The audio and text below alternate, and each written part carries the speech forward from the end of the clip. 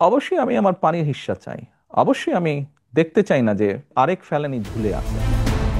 ভারত যদি বাংলাদেশের স্বৈরাচারী সরকারকে আশ্রয় দিয়ে দেশের মানুষে বিরাগভাজন হয়ে পড়ে, তাতে বিএনপির কিছুই করার নেই বলে জানিয়েছেন দলটির ভারপ্রাপ্ত চেয়ারম্যান তারেক রহমান। তিনি বলেন, বাংলাদেশের জনগণই ইতিমধ্যে সে সম্পর্ক নিয়ে তাদের অবস্থান পরিষ্কার করেছে, আর তিনি থাকবেন দেশের মানুষের পক্ষেই।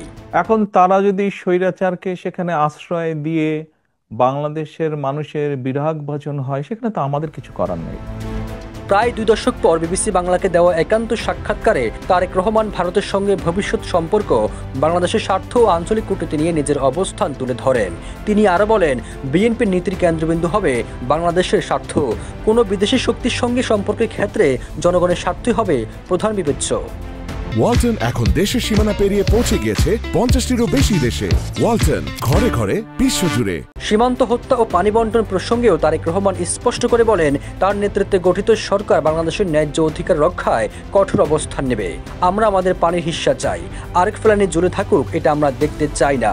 ওই সাক্ষাৎকার তারেক রহমানের বক্তব্যে স্পষ্ট হয়, বিএনপি আঞ্চলিক কূটনীতিতে ভারসাম্যপূর্ণ সম্পর্ক বজায় রাখতে চাইলেও যে কোনো সিদ্ধান্তে দেশের সার্বভৌমত্ব স্বার্থকেই প্রথমে রাখবে।